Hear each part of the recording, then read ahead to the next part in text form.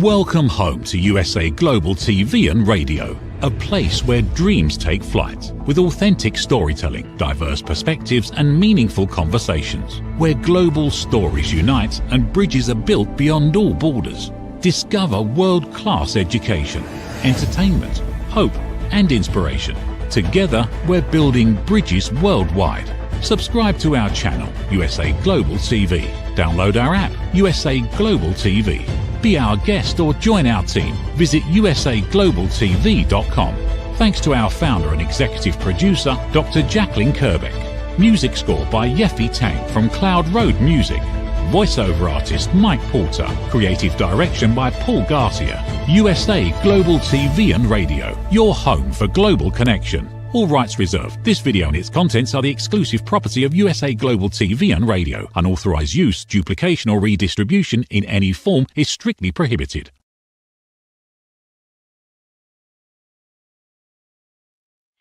Welcome to our Silver Creator Award winning channel, USA Global TV and Radio, where we proudly provide world-class education, entertainment, hope, and inspiration. I'm Dr. Jacalyn Kerbeck, and I am repping, I'm a top 10 TV show host sweatshirt. That's right. I'm super excited to be wearing it. It's a little crop top, so it's kind of sexy too, and it's keeping me warm. But who cares about that? We care about our show for today, which is a woman's prerogative. And our topic is the courage to say no. First of all, I want to welcome all of you here today. And I also want to thank E360 TV for taking us out over their airwaves. And I have a special announcement, which is hot off the press, just arrived, the workbook, not to be confused with the book. Now we've got book, workbook. Okay, everything you need so you can learn about judgment. Okay, I want to bring out the star of our show. She is joining us from Australia, where they're already a day ahead of us if you're here in the good US of A.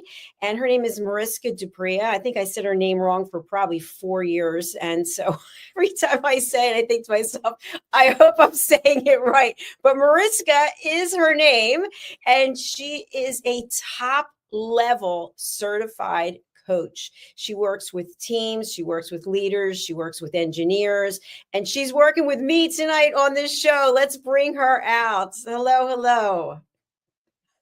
Hello. And it is wonderful to be here and to be back with you. And loving the sweatshirt. Woo! Thank you. You know, I really was saying your name. I think it was saying Mariska du Preez for a long time, but the du Preez, to me, Preez is French almost, but I don't even think that's correct. What is the exact pronunciation? Well, it is French. It's a French surname.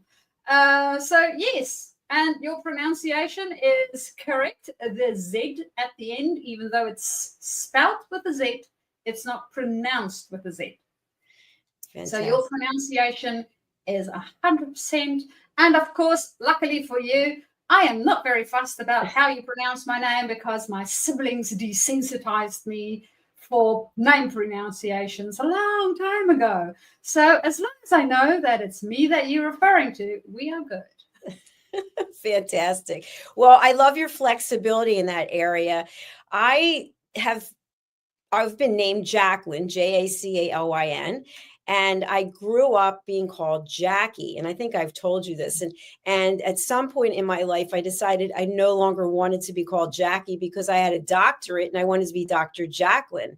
And it was difficult for people to make the switch, especially my family. And some of my family members actually really worked on it hard so that they could remember. And then today, I find it so interesting. And it kind of gets into our topic of the courage to say no, is I'll meet someone and they'll say, what is your name? And there are many times, believe it or not, especially in business, I will say my name is Dr. Jacalyn because I have it trademarked. It's registered. I have my necklace. Where is it? Dr. Jacalyn. And so to me, that is my persona. That is who I am. But people will right away go into either Dr. Jackie, which I'm like, my eyes are flying open, or just Jackie. So I thought to myself, why is it this is bothering me? So anyway, now I just say, thank you so much, but no, I prefer to be called this. And I'm sure people think, wow, she is really a witch, but I don't know, it just doesn't feel right if you're not called by the proper name. What do you think? From your explanation, especially when you were younger, being one name and then people having to change it to something else, something similar happened, not to me, but to my brother. So when we were little, we used to call my brother, but in Afrikaans, of course. So Boetie would be the Afrikaans for it. And we used to always call him brother. So we never used to call him on his name until one day I asked my mom what his name is, his actual name, the one on his birth certificate. And she told me, and I said, oh, so it's not brother? And she said, no, he is your brother, but it's not his name. I said, okay, great. So I conspired with my sister, and I did not call her sister, right? I called her on her name. And between the both of us, we decided that we, from now on, will call my brother by his actual name. And we started doing that. And he was very upset. I think he was about 3 or 4 years old at the stage. And he insisted that we please just go back to calling him brother. Of course, it took some time, and we had to get used to calling him by his name too and remembering his name. But now, luckily, after years, he is used to being called by his name and not just brother anymore. But to your point, Dr. Jacalyn, it is something that we get very attached and used to. And brother wasn't even my brother's name. It was just who he was in the family structure. So it is good to understand what people like to be called for whatever their reason is, and to try our very, very best to at least get the pronunciation as close as possible to what they have to it, because for some people it is a lot more important to get the pronunciation just right. And for other people, I mean, I could have gone 2 ways. I could have said, well, I am insisting that my name gets called exactly how I want it to be. And as I said, my siblings desensitized me for that notion. Or I could have just gone, okay, I know you are referring to me, so that's fine. And that's as close as you're going to get with it. I'm not going to make an issue about it. And that is really a personal preference. And yes, the power of no goes in. If your preference is something other than what you are receiving, it's like a cup of coffee. You don't have to drink bad coffee. You can say, no, thank you. I would like a different cup. All good. Same with the name. I love that analogy. That's terrific. Thank you. It's true, because if you are not standing up for yourself, if you're not setting that boundary, you might be feeling resentment. And if you're feeling resentment, it's really on you because you didn't step up and say something. So I think it's important to be able to say, okay, I hear what you're saying. I prefer this. And I know what some people have said to me. A couple people, believe it or not, they're like, well, you're Jackie to me. Okay. And what is your point? And so I'll ask, what is your point? And so the point that one person said to me is that Jackie is kind of like a soft, sweet, feminine woman. And Dr. Jacalyn is like, business, go, go, go. And I'm like, but that is me. That is who I am. That's who I am. I want to, do they know you exactly. at all? It's pretty funny. It's pretty funny.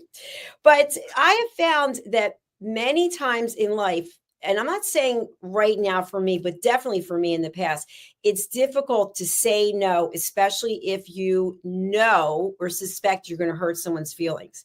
And so there are many people out there who are people pleasers, and they are always yes. And somebody said to me this sentence I'm going to share with you, and I love your thoughts on it. Someone shared with me, if you have the ability to say yes, why not just do it? What are your thoughts on a surface level, and then maybe even deeper as a coach? If you have the ability to say yes, just do it.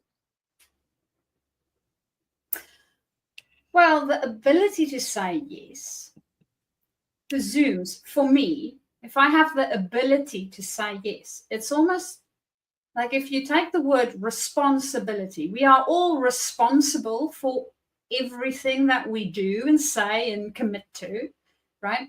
And responsibility, if we break the word up into two, you can make response and ability. So do I have the ability to respond? Now, if I say yes, if I have the ability to say yes, do I also have the ability to respond to that?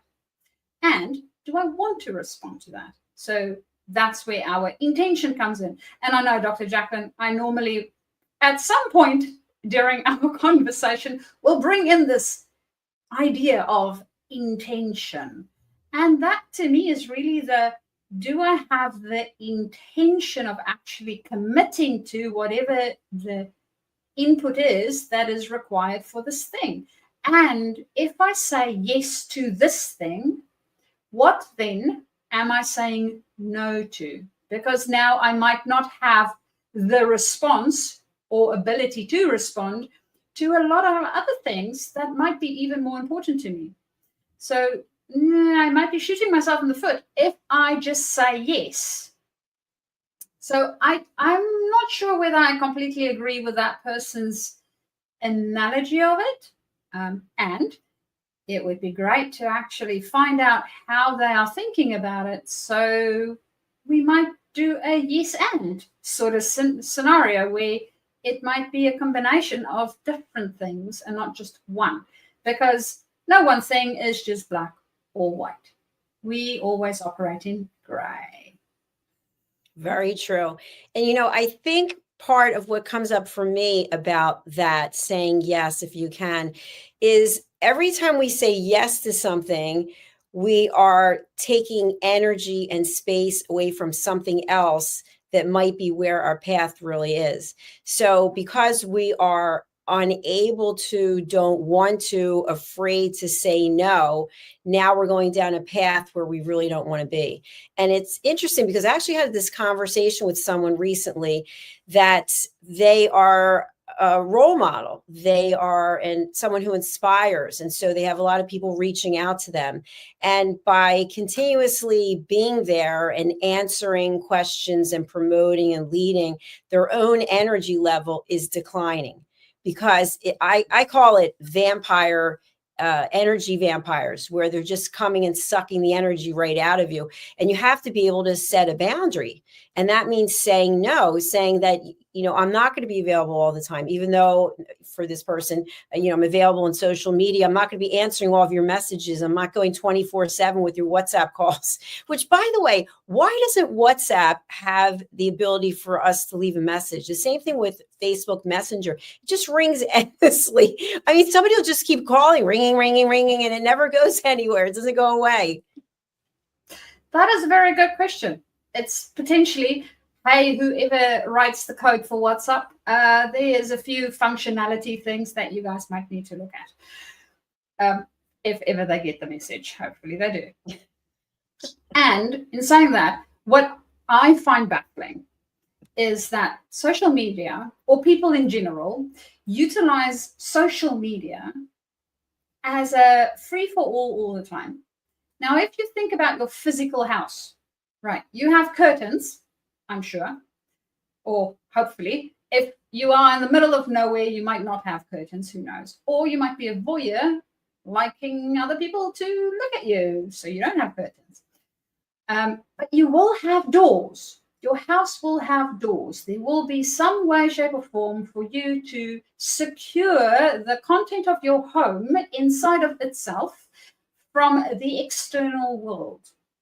Now, social media and boundaries are a little bit like the doors on your house. You don't want anybody and everybody just to be stepping and coming into your home, physical house, all the time, do you? Well, I don't. I don't think anybody would like it if all of the time, whether you are, I don't know, packing away your groceries, sleeping, going for a bath, whatever it is that you might be doing at that stage, have a physical open door policy? No. And yet, we do this with social media. Why? Please explain it to me, because I don't get it. I really don't. Dr. Jacalyn, do you have a clue why people do this? No, I really don't. I'm laughing over here. I really don't. I don't, for me, and you and I have discussed this before, like, so I'm on social media every day, and it's part of what we do for this business. I'm running a television network, and part of the places that we stream are on social media. I also do press releases for people, and I have to put in social media. So I'm on here quite a bit. And I actually have gotten my social media channels to just promote positive things that I'm interested in seeing. You can actually train it. I think we talked about this before. So I think some people must be training it for negativity and a way of just putting out content that is supposed to be shocking, maybe just to get people to follow them or something. I'm not really sure. But with social media, we have the ability to say no also, because we can unfollow people, or we can choose. And I love this. The other day I went and looked at something. I'm trying to remember what it was I looked at. And all of a sudden it was on my Facebook feed. I'm like, what? It's like, I looked at buying something, and then it was on the Facebook feed. And so I thought, no, I don't like this at all. I don't like how it is, but I haven't figured out yet. But we do have the ability to say no to what's in our environment, right? To what's in our home. I love that reference that you brought about people coming into your home. What's the word? Figuratively. And then also people really coming into your home. I know for my home, I have a decal on the door that says, please remove your shoes. I'm sure people don't like that. But the truth is, I don't want that outside dirt coming into my home. I don't want it. And so if we think about this as our home, we can decide that we don't want certain things coming into it. And so therefore we have the ability to say no. And another thing I think, and I love your opinion on this one, is there are times when someone will tell me no, and I have a lot of respect for them, because I think to myself, they have boundaries. They don't have the time. They can't make it a priority. And I appreciate that. Thank you for not wasting my time. Yes. And thank you for letting me know, right? Because now I know if it was something urgent, now I know I need to go somewhere else or look at a different type of solution. If you didn't tell me and you just said yes, I would be waiting for your yes forever, get very disappointed because I don't get whatever it is that we discussed, and then I'll be upset. To me, that's way worse. Agreed. I'd rather the person just say, no, sorry, I can't. You don't even need to give me, no is a full sentence. You don't need to give me an excuse or a reason. It's got nothing to do with me. I asked the question, you gave me the answer, we're done.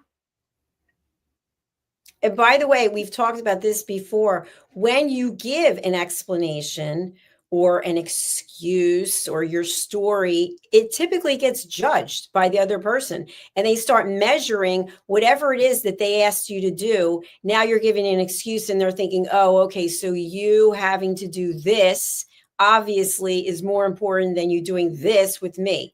And then it just becomes even worse. So you just say, I'm really sorry, but I'm unable to do that. And there's no explanation. There's no explanation required. I mean, if the question was, will you be able to do X, Y, Z? No, I'm not. I don't need to tell you why I'm not able to do it. It might be anything from my cat needs feeding to my dad's sick. It doesn't matter. The question was, will you be able to assist me? And the answer is no.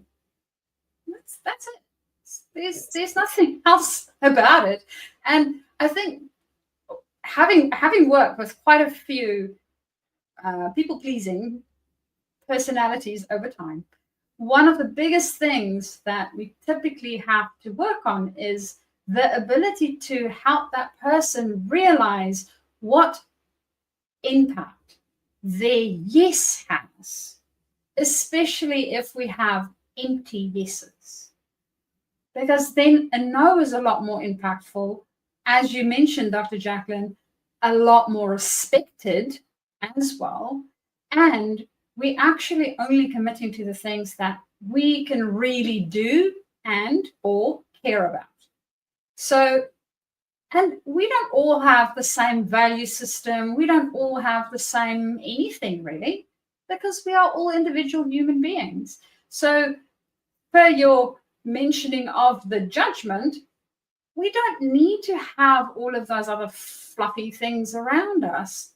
It's not required. For some odd reason, somewhere in our social setting, somewhere, we decided that we need to justify so that we can let the person down softly.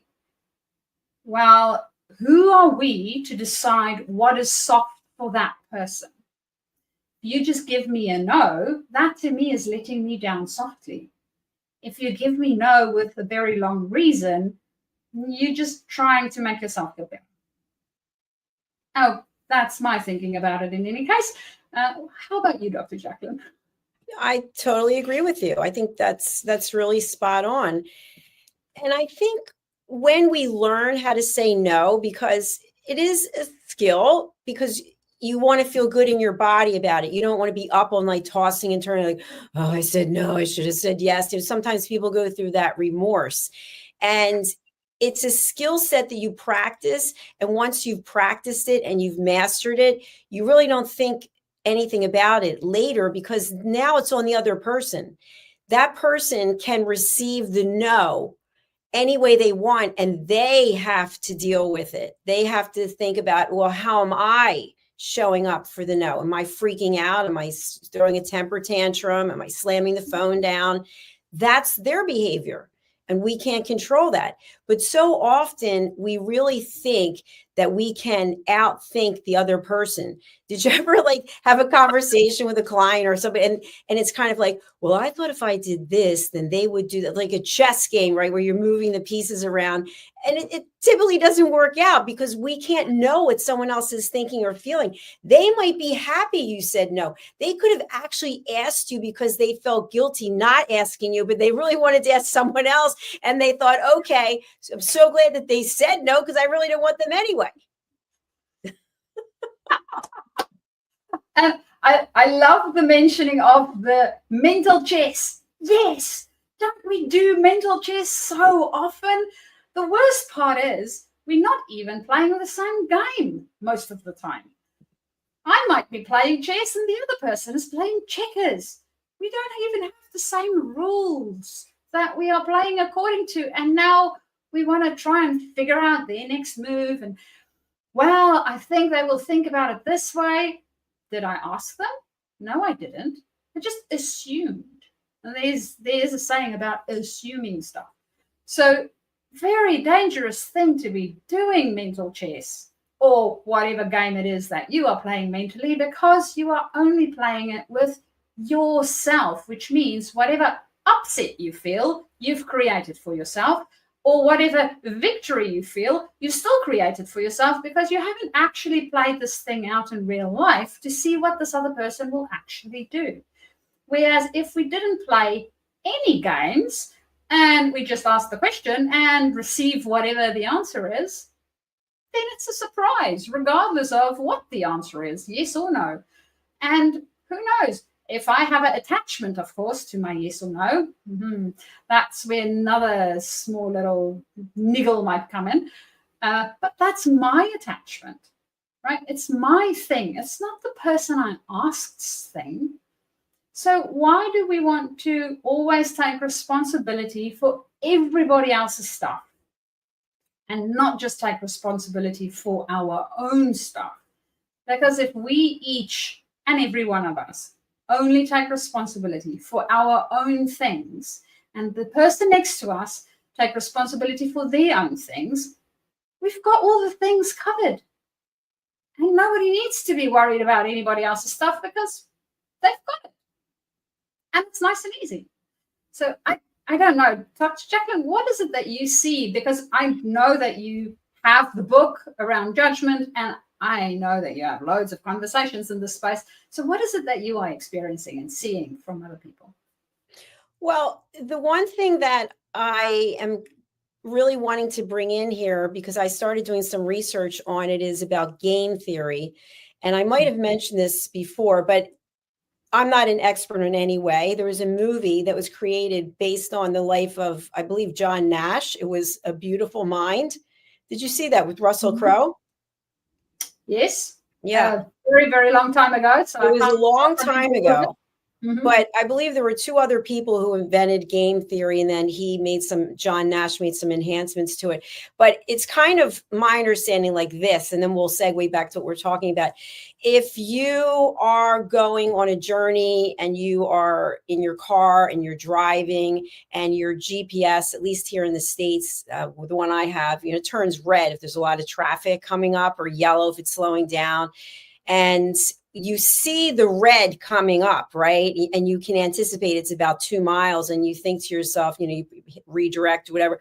I'll get off at this exit. I'll go over here and I'll go over there. But while you're thinking that, the people ahead of you are already doing that. So now that is blocked and clogged. And so every action is anticipated already.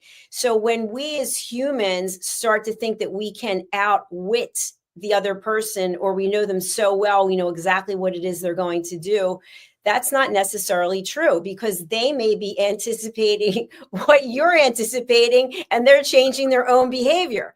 So it gets so convoluted that we get so mired in all of this, instead of just being direct and saying, Mariska, would you like to do this? And whatever your answer is, then we go with the answer. The answer is no, thank you. Thank you so much. I'll move on.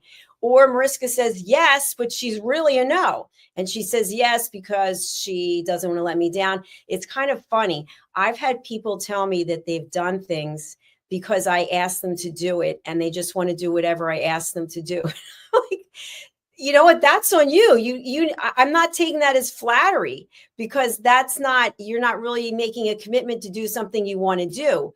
You're doing it because you feel you should do it, or you want me to do it, and you have to own that. Yes, it is a decision. Nobody made it except for us, right? We're the ones making the decisions. We can't blame anybody else for those decisions. And to your point on the game theory, yes, I have seen people get stuck in traffic for quite some time, especially when trying to take the little side roads and other things. And then you are stuck on a road that, once it clears, still takes you longer to get wherever it is that you want to get.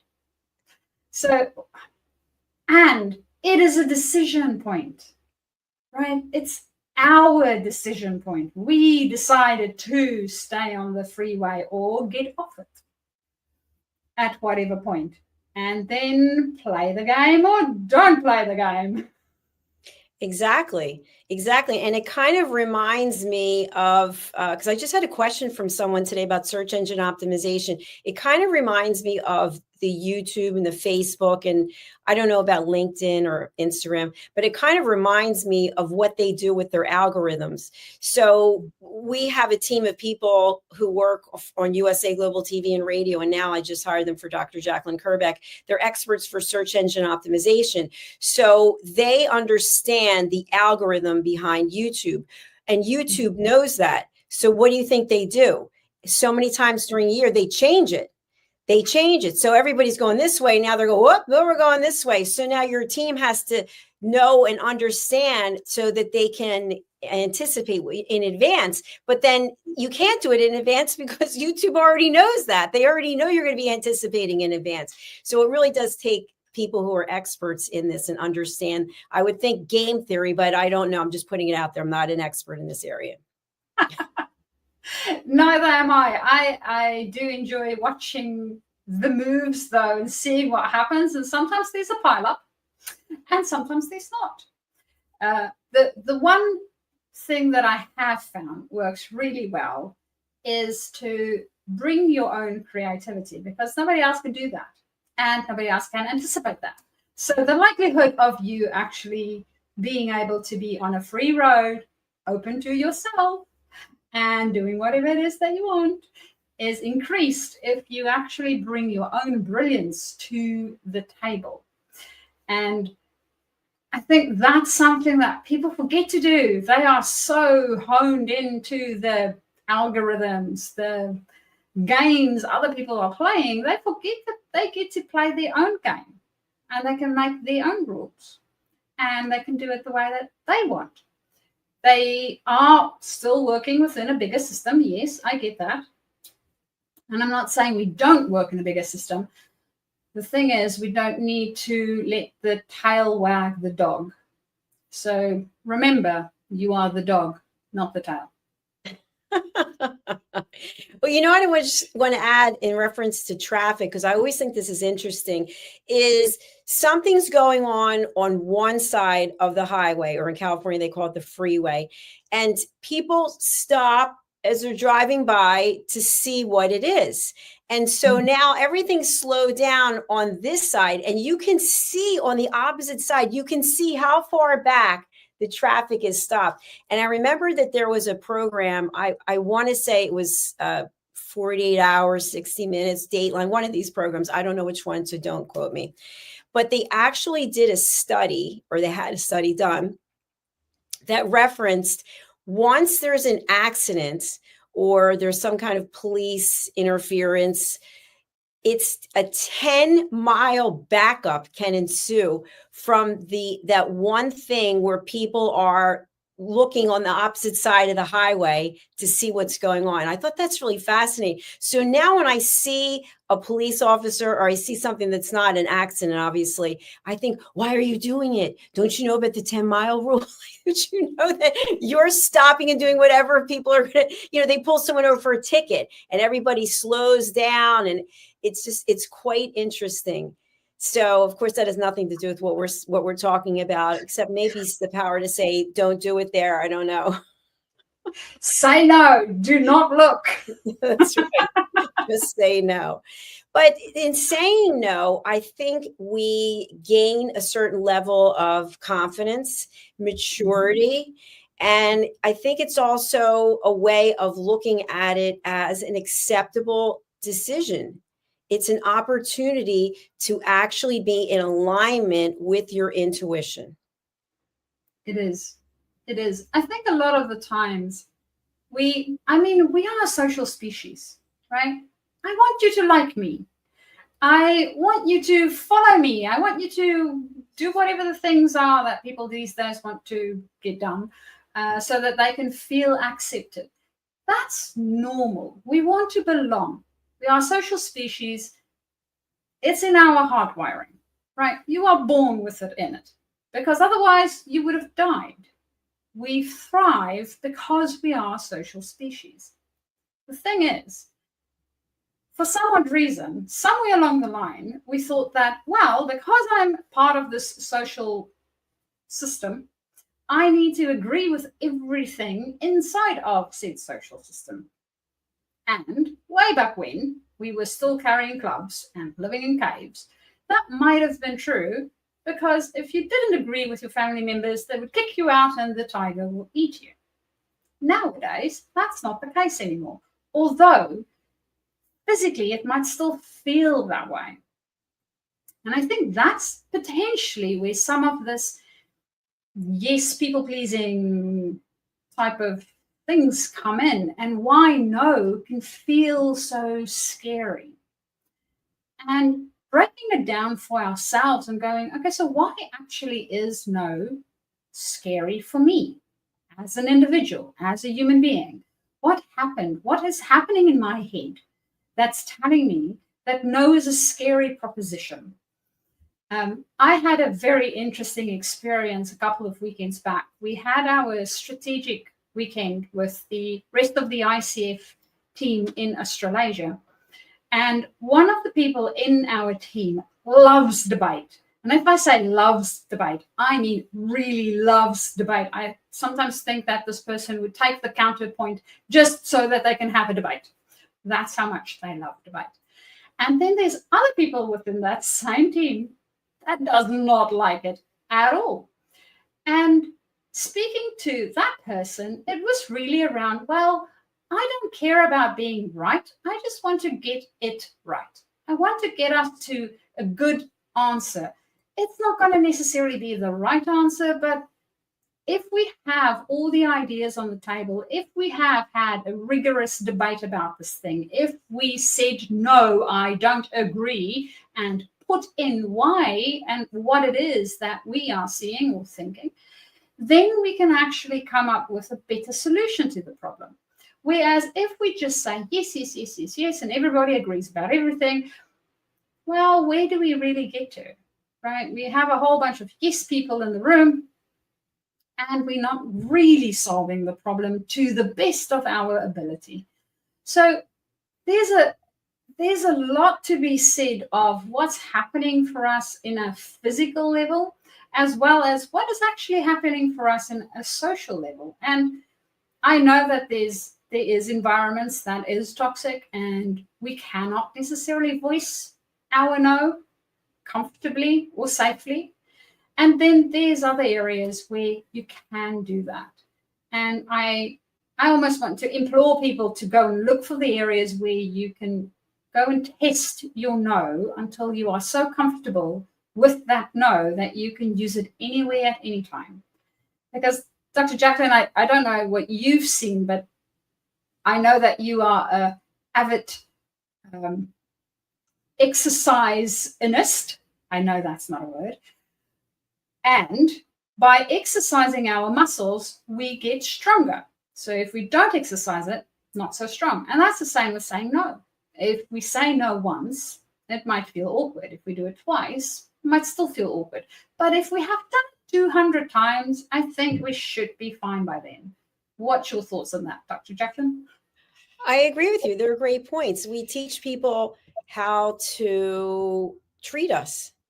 And as you know from my course, Setting Boundaries and Asking Permission, if we're not available to be fully present and listening to someone, giving them the gift of saying, I really would like to listen to you, but I'm unavailable without any excuses, is actually a gift. And it's the same thing when it comes to owning no, when it comes to giving no as an answer, because otherwise you potentially are just wasting someone's time.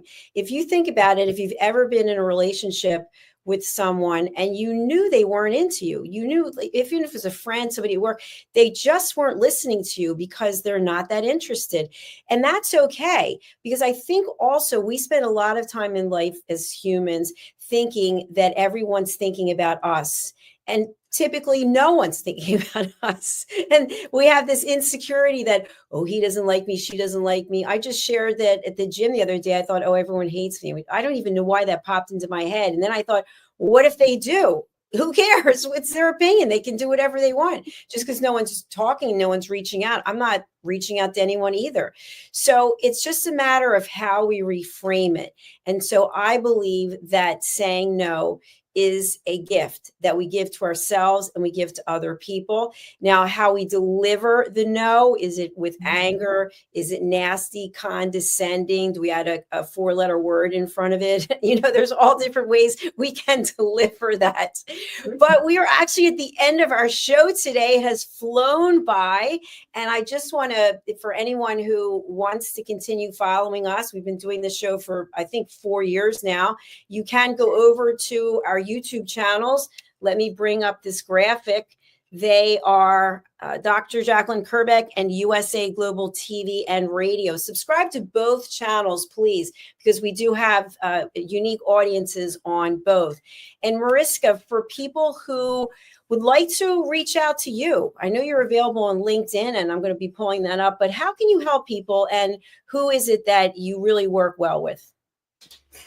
Well, I help leaders. Now, whether you are a new and upcoming leader because you just stepped into it, or you want to step into it, or you have progressed within your leadership space and you are stepping up as a leader and going a little bit higher, there's always different things in these journeys that we take to keep in mind and look at as we grow as leaders.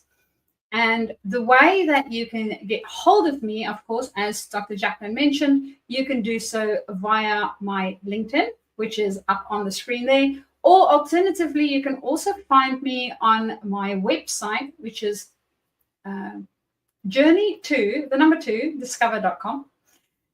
The reason why I was thinking there is because I wanted to give you my email address. So that is Mariska, Mariska, at journey, JOURNEY, two, discover, DISCOVER.com. So you can either email me, find me on my website, there's a little form to fill in, or alternatively, you can also find me on LinkedIn, and we can start our conversation, whether you are up and coming leader, or alternatively, if you are stepping up in your leadership space. And of course, being from an engineering background myself, all engineers are welcome, or anybody else that has worked within a specialization and looks into going into that human space. So that's how to find me and who to find me. Brilliant. Thank you so much. I really appreciate that. It was great seeing you, and thank you for taking time out of your busy day there. And we'll look forward to coming back again next week with another fabulous episode. So do subscribe to our channels. Do reach out to Mariska. And as I always say, if you don't walk through the door, we open the door for you. Here it is. You can contact Mariska. You can contact me. You can go onto our channels, and we've got a community there where you can actually post things. We love to hear from our followers. But if you don't do it, you don't know what you're missing. You don't know what's on the other side of that door. So walk through it. All right, we're going to go over to our sponsors, and we thank you again for being here and for all of your supports. Here we go.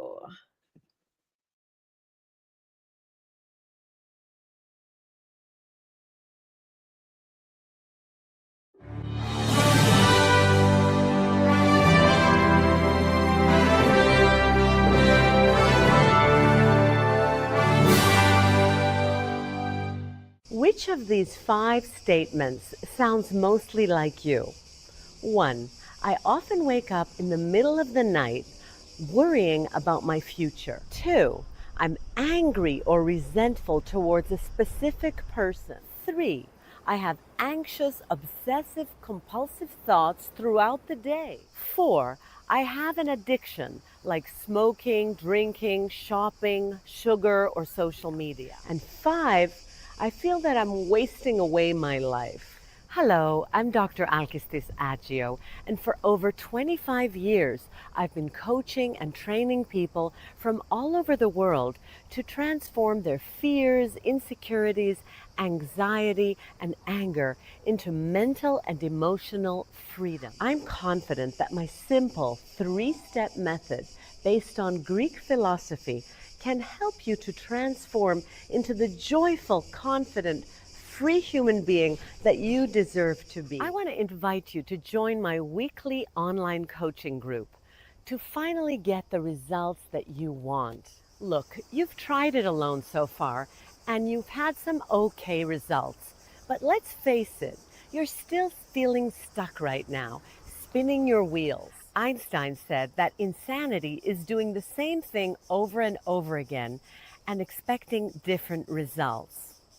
Now, unless you realize this as a fact, that you are a prisoner of your own mind, you can't move forward. I'm here to support you, as well as the whole community that we are co-creating. Stop feeling stuck. Stop feeling depressed. You don't have to do it alone, and alone isn't working anyway. Sign up today, and I'll meet you on the inside of our amazing weekly group call. I guarantee that you'll make progress from the very first session.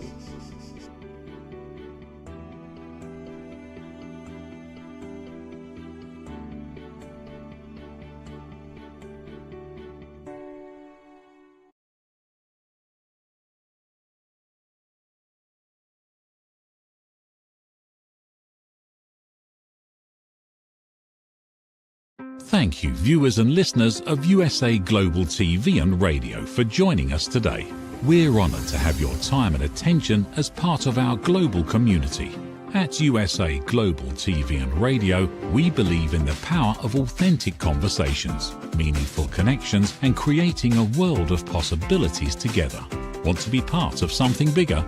Join our team of elevated listeners at usaglobaltv.com, a space where your voice matters and your ability to listen transforms relationships. Stay connected with us across all our platforms for thought-provoking discussions, expert insights, and empowering stories. Subscribe to our channels at youtube.com/c/USAGlobalTV. Follow us on social media and explore the endless opportunities we're creating for growth, learning, and inspiration. Together, we're not just broadcasting, we're building bridges and changing lives one conversation at a time. For inquiries, contact us at info@usaglobaltv.com. Music by Johnny Dies. Produced by Executive Producer and Director Dr. Jacalyn Kerbeck. Voiceover by Mike Porter. Creative Direction by Paul Garcia. All rights reserved. Copyright 2025. Visit usaglobaltv.com to view our full terms and conditions.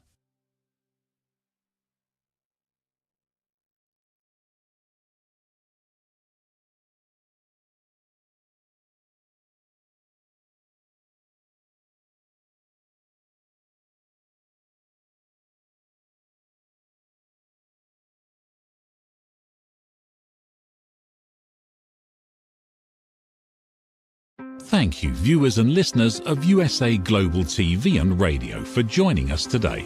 We're honored to have your time and attention as part of our global community. At USA Global TV and Radio, we believe in the power of authentic conversations, meaningful connections, and creating a world of possibilities together. Want to be part of something bigger? Join our team of elevated listeners at usaglobaltv.com, a space where your voice matters and your ability to listen transforms relationships. Stay connected with us across all our platforms for thought-provoking discussions, expert insights, and empowering stories. Subscribe to our channels at youtube.com/c/USAGlobalTV. Follow us on social media and explore the endless opportunities we're creating for growth, learning, and inspiration. Together, we're not just broadcasting, we're building bridges and changing lives one conversation at a time. For inquiries, contact us at info@usaglobaltv.com. Music by Johnny Dies. Produced by Executive Producer and Director Dr. Jacalyn Kerbeck. Voiceover by Mike Porter. Creative Direction by Paul Garcia. All rights reserved. Copyright 2025. Visit usaglobaltv.com to view our full terms and conditions.